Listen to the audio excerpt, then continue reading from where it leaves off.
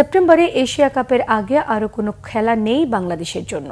ক্রিকেটারদের ফিটনেস ধরে রাখতে আন্তর্জাতিক ম্যাচ চান টাইগার ক্যাপ্টেন লিটন দাস। ঘরের মাঠে পাকিস্তানের বিপক্ষে ৩ ম্যাচের সিরিজে ২-১ স্বাগতিকরা সিরিজ জিতলেও শেষ ম্যাচে দলের পারফরম্যান্স ছিল হতাশাজনক। রিপোর্ট করছেন মানিক মাহমুদ। শ্রীলঙ্কার মাটিতে প্রথমবার টি-20 সিরিজ জয়ের পর ঘরের মাঠেও ইতিহাস গড়ে টিম টাইগার্স। প্রথমবার পাকিস্তানের বিপক্ষেও টি-20 সিরিজ জয়ের কৃতিত্ব দেখায় লিটন দাসের দল। ২-১ জিতে নেয় ৩ ম্যাচের সিরিজ। কিন্তু এই সাফল্যের পিছনেও বড় একটা আক্ষেপ থেকে গেছে তাদের। পাকিস্তানকে হোয়াইট ওয়াশ করতে না পারায় আইসিসি টি-20 র্যাঙ্কিংয়ের 10 থেকে 9 ওঠার সুযোগ হারিয়েছে বাংলাদেশ। সিরিজ জিতলেও দলের বোলিং ও ব্যাটিংয়ের দুর্দশাই এখন বড় দুশ্চিন্তা। আগস্টে ভারত আসছে না বাংলাদেশ সফরে। সেপ্টেম্বরে এশিয়া কাপের আগে লম্বা বিরতি। এই সময় আরেকটি সিরিজ খেলার প্রয়োজন অনুভব করছেন টাইগার ক্যাপ্টেন।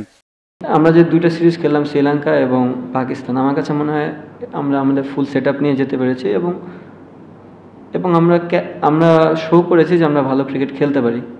তো আমাদের চেষ্টা থাকবে এটাই যে আমরা যেন কন্টিনিউ বেসিসে এই ধরনের ক্রিকেট খেলতে পারি। আমরা নতুন বলে খুবই ভালো বল করতেছি। আমাদের বোলিং ইউনিট, আমাদের ডেড বোলিংটা আরেকটু স্ট্রং করতে হবে, যেটা আমার ডেফিনেটলি যদি আমাদের এই গ্যাপের পর ফিটনেস অনেক ইম্পর্টেন্ট, কারণ আপনি জানেন যে এই ফরম্যাটে খেলতে গেলে আপনার ফিটনেসটা কতখানি দরকার।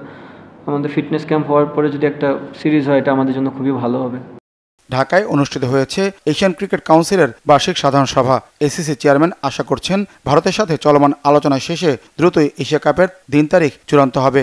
রাজনৈতিক টানাপোড়েনে পাকিস্তানের বিপক্ষে খেলতে আপত্তি জানিয়েছিল ভারত, তবে এসিসির কূটনৈতিক সমঝোতায় দেখা মিলছে সবুজ সংকেতের। সব ঠিক থাকলে আগামী 5 থেকে 21 সেপ্টেম্বর সংযুক্ত আরব আমিরাতে হবে এবারের এশিয়া কাপ ক্রিকেট। টি-20 ফরম্যাটে টুর্নামেন্টে 2টি গ্রুপে খেলবে ভারত, পাকিস্তান, বাংলাদেশ, আফগানিস্তান, সংযুক্ত আরব আমিরাত, শ্রীলঙ্কা, হংকং ও ওমান।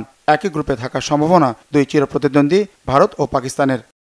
মানিক মাহমুদ, বাংলা ভিশন, ঢাকা।